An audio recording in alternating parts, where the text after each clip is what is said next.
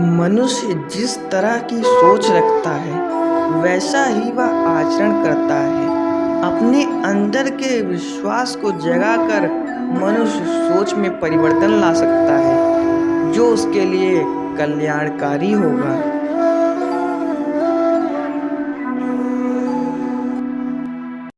जय हिंद दोस्तों। तो आज हम वैदिक सभ्यता के बारे में पढ़ेंगे। वैदिक सभ्यता एक बहुत प्राचीन सभ्यता थी जो कि हमारे इतिहास का एक महत्वपूर्ण खंड है। तो बिना देरी करे हम इसे स्टार्ट करते हैं। देखिए, वैदिक सभ्यता ये सिंधु घाटी सभ्यता के जस्ट बाद में आई थी और इसके जो निर्माता थे वो आर्य थे। आर्य इसके निर्माता थे और इनकी जो भाषा थी वो संस्कृत थी। और बाकी क्योंकि लोग भारत आए थे और भारत में उस समय किसी को ज़्यादा संस्कृत आती नहीं थी, तो ये लोग जिनको संस्कृत नहीं आती थी उन्हें अनार्य कहते थे, निम्न कहते थे, मतलब नीच। तो अनार्य, निम्न या फिर नीच कहते थे। अच्छा, ये दो लाइन आप देख रहे हैं हरे रंग से, ये समझ लीजिए दिमाग खाओ लाइनें हैं। अगर आप इन दोनों को एक बार काट दीजिए, भूल जाइए 2 मिनट के लिए, इरेज कर देते हैं हम इसको। अच्छा, चीज बताइए, आर्यों द्वारा विकसित सभ्यता कौन सी हो सकती है? अभी उसको 2 मिनट भूल जाइए, क्या हो सकता है इसका आंसर? बहुत लोग कहेंगे कि वैदिक सभ्यता। अच्छा, आर्यों द्वारा निर्मित सभ्यता। थोड़ा हल्का सा कंफ्यूजन लग रहा है, नहीं लग रहा है भाई? आर्यों द्वारा विकसित सभ्यता, निर्मित सभ्यता, कुछ नहीं इसमें। देखिए, आर्यों द्वारा विकसित सभ्यता यानी कि उन्होंने विकसित किया, तो विकसित किया उसे कहेंगे ग्रामीण सभ्यता। और ये पूरा सिंधु घाटी सभ्यता विकसित हुई तो नगरीय सभ्यता, वो शहरी सभ्यता थी, नगरीय सभ्यता थी, वो विकसित थी वो। अच्छा, आर्यों द्वारा निर्मित सभ्यता, जिस सभ्यता को उन लोगों ने बनाया तो वो हो जाएगी वैदिक सभ्यता। जैसे कि अगर हम मान के चलिए इस डस्टर को बनाते हैं, इस डस्टर को नहीं, हमने इस साम्राज्य को बनाया, एक साम्राज्य को बना दिया। अच्छा भाई, हमने इस साम्राज्य की स्थापना कर दी। अच्छा, हमने स्थापना कर दी, इस साम्राज्य का नाम रखते हैं हम अवध। अवध हम इस साम्राज्य का नाम रखते हैं। अच्छा, हमने नाम तो रख दिया कि भाई हमने जो निर्मित किया वो हो गया अवध। अब इसको हम विकसित करेंगे, इसके अंदर जो भी अर्थव्यवस्था बनाएंगे या फिर जैसा भी सिस्टम रखेंगे, इसको डेवलपमेंट करेंगे। तो डेवलपमेंट कैसा करेंगे? एक अच्छा डेवलपमेंट करते हैं तो भाई उसका जो परिणाम निकलेगा, क्योंकि भाई ये लोग शुरुआत में इतना अच्छा डेवलप नहीं थे, तो ये लोग ग्रामीण क्षेत्र में नॉर्मली रहते थे। तो अच्छा, अब ये लोग जो आर्य थे, आर्यों ने सोचा कि हम लोग भारत को बढ़िया खूब संस्कृत सिखाएंगे। तो उसके लिए 2 गुरु, एक गौतम राहुगढ़ और गौतम ऋषि, ये दोनों लोग निकले पूरे भारत का आर्यीकरण करने के लिए। तो इसे हम मैप से समझते हैं, उसे ज़्यादा अच्छे समझ में आएगा। तो चलिए चलते हैं। ब्रेक लगा लिया। अच्छा, आप देखते हैं, देखिए जो आर्य थे, ये आप देख रहे हैं टोटल, ये एशिया वाला टोटल एरिया है। आर्य मध्य एशिया से भारत आए थे, इधर से भारत आए थे, ये पंजाब साइड होते हुए।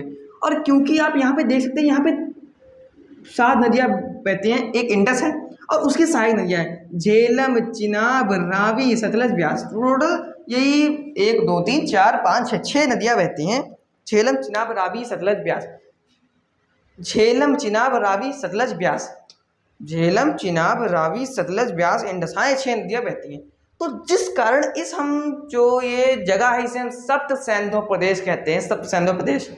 अच्छा, उस समय सरस्वती बहती थी, सप्त सैंधव प्रदेश।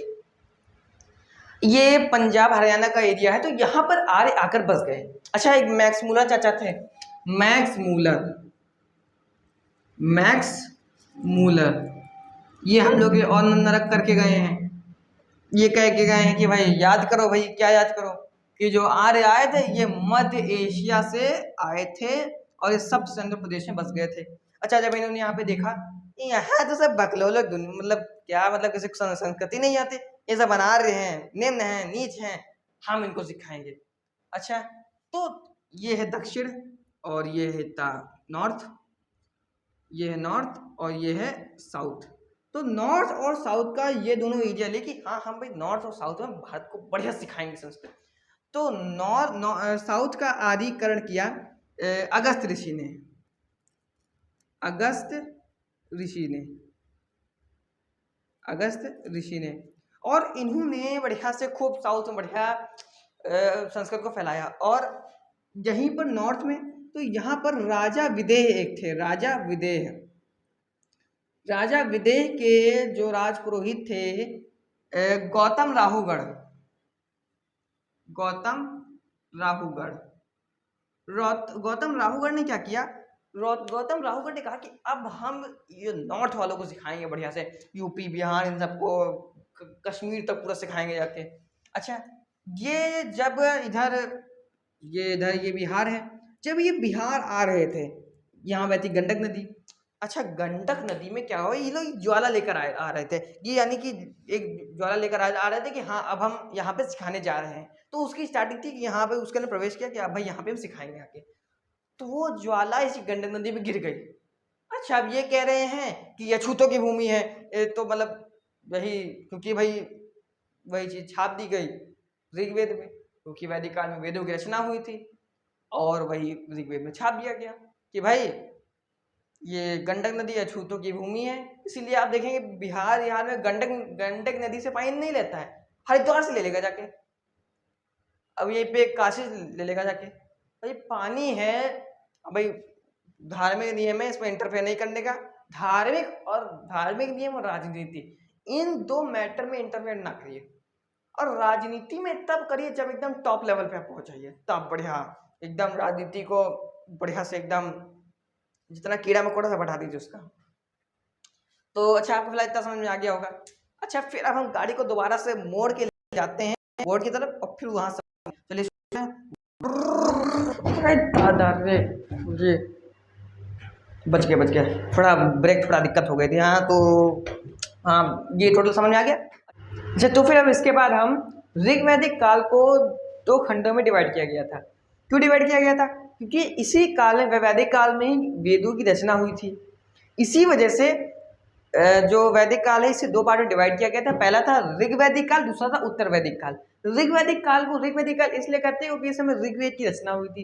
क्योंकि सबसे पहले ऋग्वेद की रचना हुई थी, देखिए सबसे पहले ऋग्वेद की रचना हुई, जिस कारण इस जो ये काल है इसे हम ऋग्वैदिक काल कहते हैं। और ये जो सेकंड काल है इसमें अथर्ववेद की रचना हुई थी, इसलिए हम इसे अथर्ववैदिक काल भी कहते हैं, एवं उत्तर वैदिक काल भी कहते हैं। क्योंकि जो ऋग्वैदिक काल था, ऋग्वैदिक काल में लोग थोड़ा अलग टाइप के थे, यानी इतना डेवलप नहीं थे, इसमें थोड़ा अच्छा डेवलप हो गए थे। जैसे कि आप क्या कह सकते हैं, इसमें जो ऋग्वैदिक काल है इसमें जो काल है, काल यानी कि समय है, वो एकदम बच्चा है, और ये एकदम बढ़िया हट्टा कट्टा हो गया है उत्तर वैदिक काल में, आप ऐसे समझ सकते हैं। अच्छा, जो वैदिक काल था ये 1500 से लेकर 600 BCE तक चला था। इससे पहले यहाँ पे सिंधु घाटी सभ्यता थी, आर्यों से पहले भारत में सिंधु घाटी सभ्यता थी, जो कि 2050 से लेकर 1750 तक चली थी, ये सिंधु घाटी सभ्यता थी। अच्छा, जब सिंधु घाटी सभ्यता का पतन हो गया उसके 250 साल बाद ये वैदिक सभ्यता आई थी। ये 250 साल बाद ये वैदिक सभ्यता आई थी। और ये जो 250 साल है, इन दोनों के बीच का जो 250 साल है, इसे हम ट्रांसमिशन पीरियड, संक्रमण काल कहते हैं।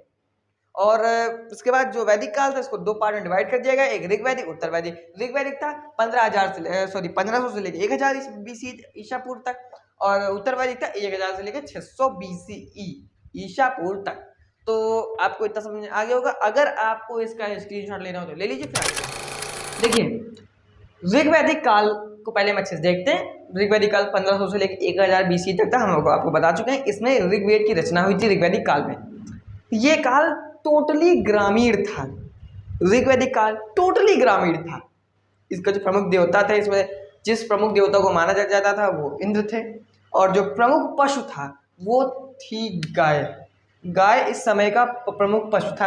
अब क्योंकि ये लोग गाय पालते थे, अब एक गाय दूध देगी, तो ये लोग क्या करते थे, उसी गाय से अपना पैसा से कमा लेते थे, और अपना थोड़ा बहुत इस तरीके से अपना काम धंधा चलाया करते थे। पशुपालन से ही अपना जीवन यापन करते थे।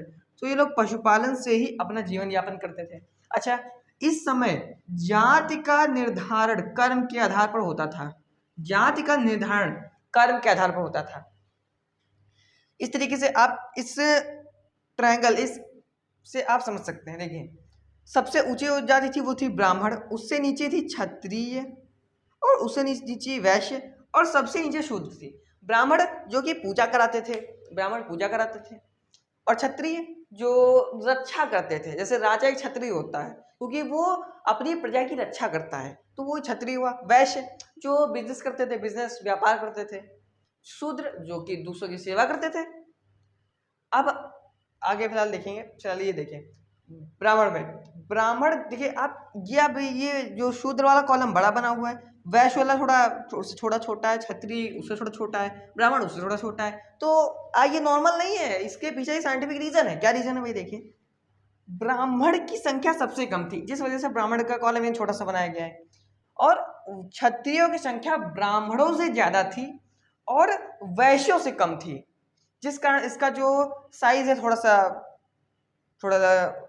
उससे बड़ा बनाया गया ब्राह्मण वाले से। और वैश्यों की संख्या क्षत्रियों से ज्यादा थी और शूद्रों से कम थी, तो उसको थोड़ा थोड़ा और बड़ा बनाया गया। और शूद्र की सबसे ज्यादा थी तो उसको एकदम मुंह फाड़ के मुंह पर बड़ा कर दिया गया है। तो आपको इतना टोटली समझ में आ गया होगा। तो अगर आपको इसका स्क्रीनशॉट लेना हो तो ले लीजिए, फिर हम आगे देखते हैं। दोस्तों, उत्तर वैदिक काल में जो ये हमारा भारत है, भारत में ये यहाँ पे जगह है, ये जगह यहाँ पे पड़ती है, ये यूपी यानी कि ईस्टर्न यूपी और वेस्टर्न बिहार, ये वाली जगह पड़ती है। इस जगह को अतिरंजी कहते हैं, अतिरंजी खेरी। यहाँ पर अतिरंजी खेरी से लोहा मिला है, लोहा यानी कि ये इधर वाला ईस्टर्न यूपी और वेस्टर्न बिहार से के अतिरंजी खेरी से हमें लोहा मिला है। अच्छा, लोहा से बहुत ज़्यादा विकास कर सकते हैं। जैसे लोहा कृषि कार्य में आ सकता है, जैसे फावड़ा होता नहीं एकदम मार उसको हुमस के पूरा मतलब पूरा खेत जोता जाता है, तो उससे अगर हम लोहे बना दे और बढ़िया से हम काम कर सकते हैं। पहले क्या होता था, ये लोग पहले क्या करते थे, नॉर्मली लकड़ी का वो हल बनाते थे। अब भैया ये लोग लोहे बनाने लगे तो और बढ़िया खेती में बढ़िया बढ़ोतरी होने लगी। अच्छा, ये लोग तलवारें बनाने लगे, अब खूब बढ़िया मार काट करना शुरू कर दिया और बाकी अन्य कामों में इस्तेमाल करते थे।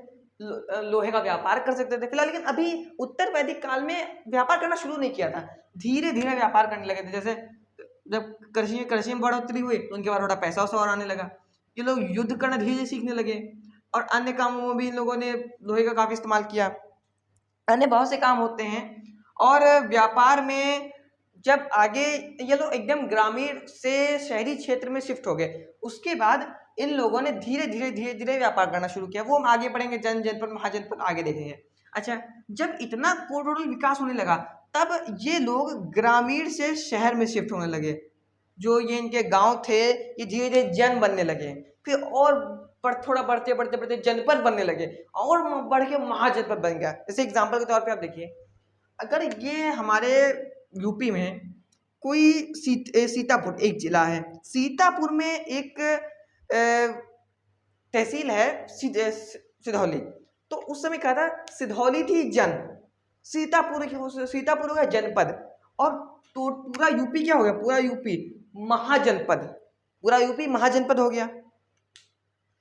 उसी तरीके से फिर ये लोग धीरे धीरे जनपद महाजनपद धीरे धीरे शिफ्ट होने लगे। वो हम आगे जनपद में देखेंगे, 16 महाजनपदों का उदय हुआ था, वो हम आगे देखेंगे। अच्छा, इस समय जो इनका प्रमुख पशु था, प्रमुख पशु वो पहले था इनका गाय, लेकिन अब उत्तर वैदिक काल में घोड़ा हो गया था। मतलब गाय को भी मानते थे पर उतना नहीं, मतलब काफी हद तक कम हो गया था।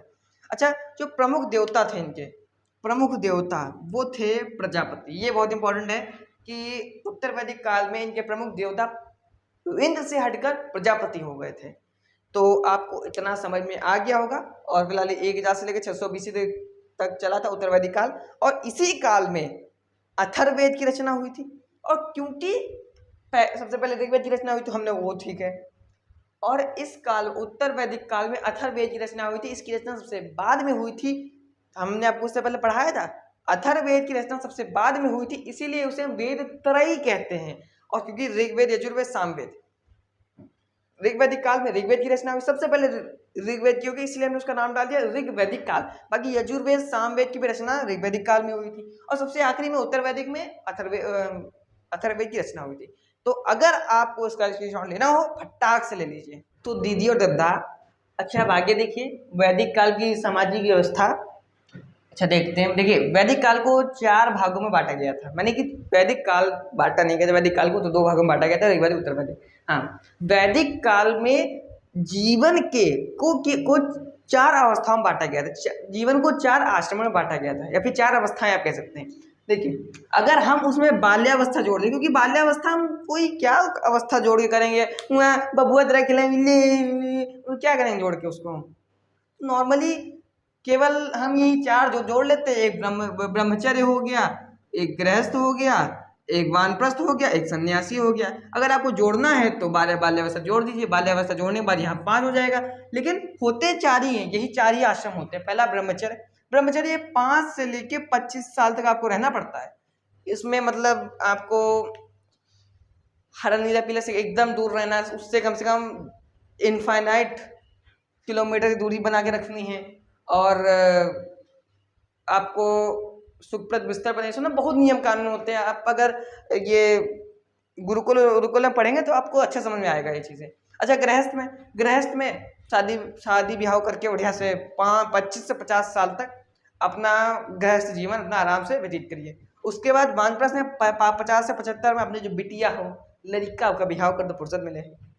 सन्यासी में 75 के बाद जितने साल तक जी पाओ, मान लो तुम 2000 साल तक जी जाओ, उसमें टोटल घर द्वार त्याग के एकदम निकल लो बढ़िया से आराम से, एकदम टांग के पीछे घर से छुटकारा पा लो, यानी कि सांसारिक जितनी भी मोह माया है उससे फुर्सत पा लो। तो आपको इतना समझ में आ गया होगा, तो 2 सेकंड में स्क्रीनशॉट लीजिए, फिर आगे देखते हैं। तो अब दोस्तों हम देखते हैं वैदिक काल की कुछ प्रमुख नदियाँ जो वैदिक सभ्यता वाले थे, वो सब सैंधव प्रदेश में आके बसे थे। जितनी नदियाँ वो सब सैंधव वाली, जो 7 नदियाँ थी, झेलम, चिनाब, रावी, सतलज, ब्यास, सरस्वती, जितनी भी नदियाँ थी ये सारी जरूरी हैं। झेलम, चिनाब, रावी, सतलज, ब्यास, इंडस, सरस्वती, तो वो सारी नदियाँ जरूरी है। अच्छा, क्योंकि अभी उन्हें झेलम, चिनाब, रावी, सतलज इस समय नामों से पुकारा जाता है, उस समय इनके नाम दूसरे थे, तो जो उस समय के जो नाम थे उन नामों को हम देख लेते हैं। देखिए झेलम को उस समय वितस्तता कहा जाता था,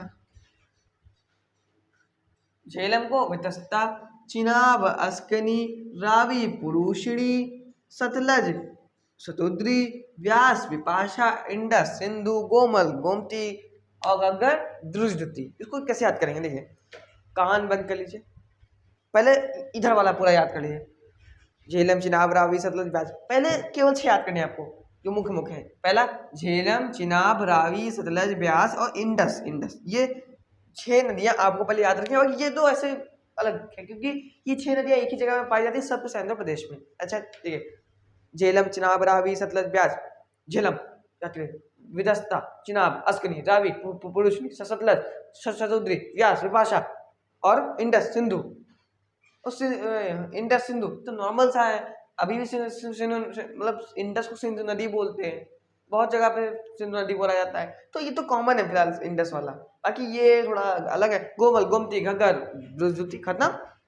बस एक बार ऐसे रिवाइज मारना, तो अगर आपको इसका स्क्रीनशॉट लेना हो ले लीजिए, फिर आगे देखते हैं। तो फिर दोस्तों अब हम देवता देवी, इस समय के जो लोग थे वो किस देवता को मानते थे, किस देवी को मानते थे, और उसमें जो सामाजिक व्यवस्था थी, यानी कि उसमें जो लोग संगठन बनाए जाते थे, सॉरी संगठन, जो सभाएं बैठती थी, यानी कि आप पढ़िए बताएंगे आपको।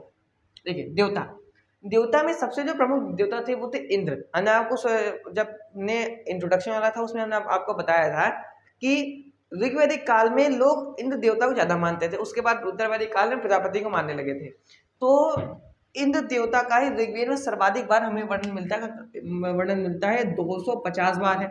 उसके बाद अग्नि के देवता 200 बार, वरुण ये वायु के देवता थे, वायु के, और इनका वर्णन कितनी बार हमको जाने की जरूरत नहीं, सिर्फ इन्हीं 2 का जानना है हमको। सोम जंगल के देवता, मारुद तूफान के देवता, और रौद्र क्रोध के देवता, और विष्णु ये पालनकर्ता विष्णु थे, और कुषण ये पशुओं के देवता थे। आप रफली ऐसे याद कर लीजिए। और देवी, 4 प्रकार की देवियाँ थी जिसमें मेन प्रमुख थी उषा।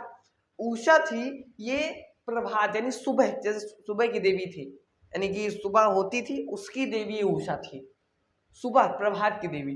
और यानी हमने आपको जब इससे पहले वाले जब आपको ऐतिहासिक स्रोत पढ़ा रहे थे तो हमने आपको उसमें बताया था आरण्यक उन्हें कहते हैं कि जो कि जंगल में लिखे जाते हैं। अब आप इससे अंदाजा लगा सकते हैं कि आरण्यी का क्या मतलब होगा, जंगल की देवी, याद करने की एकदम बेस्ट ट्रिक है। इला, अच्छा जब कभी संकट आता है पहले समय में तो राजा लोग, मतलब जो बेकार राजा होते थे वो, मतलब सारे बेकार राजा नहीं, बहुत से बेकार राजा हुए, जैसे आम्बिक है, वो किला में घुस गया था, को किला इला, संकट के समय किला में घुस गया, इला में घुस गया, तो संकट, संकट की देवी। अदिति, ये अदिति ये देवियों की देवी थी, सॉरी सभी देवताओं की देवी थी अदिति। अच्छा इस समय के कुछ संगठन थे, संगठन पर से बोल रहे हैं, सामाजिक व्यवस्था, जिसमें जो राजा होता था अपने मतलब नियम कायदा सुनाता था तो सबकी सलाह मशवरा लेता था, तो उसके जो सभाएं बैठती थी वो अभी आप देखिए इसको, देखिए 3 प्रकार के इस समय सामाजिक व्यवस्था में नियम कानून बनाने वाले बैठते थे। पहले होता सभा, सभा में क्या होता था, और लोग आते थे, सभी लोग, यानी कि सॉरी मतलब केवल जो प्रजा होती है, मतलब प्रजा में सभी लोग आते थे प्रजा में। और समिति में, समिति में समिति बाद में देखेंगे, पहले देखिए विदत। विदत में जो राजा के मंत्री थे, मंत्री भी आते थे और उसके साथ जो प्रजा थी वो भी आती थी। और समिति में क्या था, केवल मंत्री आते थे। और क्योंकि मंत्री आते थे, मंत्री उस समय महिलाओं को बनाया नहीं जाता था, जिस कारण विदत और सभा में तो महिलाओं को एंट्री थी, विदत और सभा में महिलाओं को एंट्री थी, महिला एंट्री थी, लेकिन समिति में महिलाओं को एंट्री नहीं थी, समिति में महिलाओं को एंट्री नहीं थी। तो आपको इतना समझ में आ गया। और एक चीज और देख लीजिए, जो सभा थी, सभा समिति में एंट्री थी महिलाओं को और समिति में एंट्री नहीं थी। अच्छा सभा का जो उल्लेख ऋग्वेद में मिला 8 बार, समिति का 9 बार और सर्वाधिक बार उल्लेख मिला है 122 बार विदत का। ये सबसे महत्वपूर्ण संगठन था विदत, क्योंकि इसमें मंत्री भी आ सकते थे, प्रजा भी आ सकते थे, दोनों में राय दे सकते थे किसी भी मामले में। तो आपको इतना समझ में आ गया होगा, जल्दी स्क्रीनशॉट ले लीजिए फिर आगे देखते हैं। तो दोस्तों अब हम देखते हैं खड़े जो और मन के जो वैदिक सभ्यता में काम में लाए जाते थे उनके रंग, और 3 प्रकार के यज्ञ जो होते थे वैदिक सभ्यता में। देखिए घड़ा यहाँ पे 4 कलर के इस्तेमाल किए जाते थे। एक पहला धूसर यानी ग्रे कलर का, धूसर यानी कि ग्रे कलर का, काला, लाल, मिश्रित, मिश्रित यानी कि 2 कलरों से मिलकर बनाया गया। और ये 2 कलर कौन कौन से थे, ये काला और लाल मिलाकर मिश्रित बनाया जाता था। अच्छा इसके बाद 3 प्रकार यज्ञ कौन कौन से थे, अश्वमेध यज्ञ, इसमें राजा जब अपने, जब माने चलिए राजा है उसने इतने एरिया को जीत लिया, उसको भरोसा है कि हाँ हमने भाई इतने एरिया को जीत लिया है, अब राजा क्या करेगा, और सूबेदारों को बढ़िया बांट दिया कि भाई जितना एरिया तुम ले लो, उतना एरिया तुम ले लो, और वो कहता है भैया हम बहुत ताकतवर आदमी हो गए। अब वो अश्वमेध यज्ञ करा रहा है। अब अश्वमेध यज्ञ में पूरी जगह पूरा उसका जो देश होगा पूरे एरिया में पूरा खूब बढ़िया घोड़ा घुमाएगा कि भाई आओ रोक लो, क्या हो हम फुल शक्तिशाली हो गया, आओ कोई मार के देखो, छू के देख लो हमको। घोड़ा ऐसे राजा समझ सकते हैं, जो ये घोड़ा जा रहा है ये राजा की शक्तियाँ समझ लीजिए, और जहाँ जाएगा आओ रोको, और पूरा राज्य जीत के आए, रोक रोक रोक दिखा। तो वैसे ही कुछ होता था ऐसे, और जो रोक लिया पीछे पूरी सेना होती थी, मार इसको, अब फूट साल के बराबर कर देती थी। पुष्य भूति सुन, आप आगे पढ़ाएंगे, उसने 2 बार अश्वमेध यज्ञ कराया था और इतना खचरा था। अब मान चलिए उसको मालूम है यहाँ पर खूब खतरनाक राजा है, तो वहां मत लेके जाना उसको, उसे बगल से मोड़ लो, बगल से मतलब बहुत आगे आपको पता उसके बारे में बताएंगे। तो आपको अश्वमेध यज्ञ समझ में आ गया होगा। उसके बाद वाजपेयी, अश्वमेध यज्ञ कराने के बाद राजा सम्राट की उपाधि धारण करते थे। वाजपेयी ये शक्ति प्रदर्शन के लिए होता था, यानी शक्ति, जैसे अगर हम वाजपेयी करा रहे हैं तो हम पूरी शक्ति बढ़िया अपने पूरे क्षेत्र में प्रदर्शन करेंगे। ये हमारे देश में भी होता है कई बार।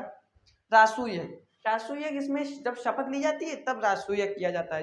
जब कोई भी सभासद या फिर चेयरमैन, मेयर, अध्यक्ष, उपाध्यक्ष या फिर कोई सीएम, पीएम, मंत्री, प्रेसिडेंट कोई भी जो शपथ लेता है तो राजसूय कराया जाता है। अगर आपको इसका स्क्रीनशॉट लेना हो ले लीजिए, फिर आगे देखते हैं। अब हम देखते हैं षष्ठ दर्शन। षष्ठ दर्शन जो कि वैदिक काल में लिखे गए थे, इनके बारे में थोड़ी देखते हैं। देखिए, सांख्य दर्शन, ये दर्शन होता था। अब दर्शन क्या होता था ये हम आपको बौद्ध धर्म में डिटेल से बताएं, क्योंकि ये बहुत डिटेल से है, पूरा अच्छे से है।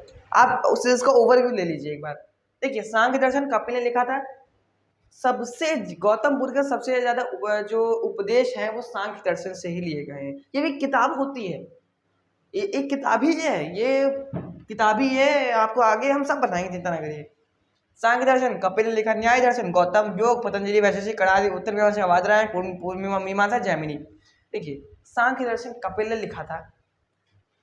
न्याय दर्शन जो गौतम बुद्ध थे, ये फिलहाल गौतम बुद्ध की यहाँ बात नहीं हो रही है, गौतम ऋषि हैं, हम आपको याद करने के लिए बता रहे हैं। गौतम बुद्ध जो थे वो बहुत न्याय प्रिय थे, हर व्यक्ति के साथ न्याय करते थे, ईमानदार थे।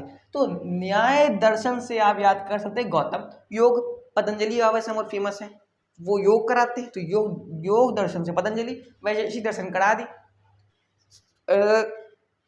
एटम परमाणु की सबसे पहली व्याख्या कणादि ने उत्तर मीमांसा में दी थी। एटम उन्होंने बताया था कि इलेक्ट्रॉन में प्लस चार्ज होता है, सॉरी माइनस चार्ज होता है, प्रोटॉन में माइनस चार्ज होता है, न्यूट्रॉन में कोई चार्ज ही नहीं होता, उसका वेट उसके न्यूक्लियस में होता है, इलेक्ट्रॉन चक्कर लगाया कर चक्कर मकर किया करते, ये सारी चीजें बताई थी। अच्छा, उत्तर मीमांसा, वादरायण, पूर्व मीमांसा, जैमिनी, ये ऐसे लाइन से रटिए। उत्तर मीमांसा, वादरायण, पूर्व मीमांसा, जैमिनी, उत्तर मीमांसा, वादरायण, पूर्व मीमांसा, जैमिनी, बस खत्म। तो आप हमने पूरा वैदिक सभ्यता खत्म कर दी। अब हम नेक्स्ट टॉपिक से स्टार्ट करेंगे जैन धर्म, वो अगली वीडियो में। तब तक के लिए फिर जय हिंद, जय भारत।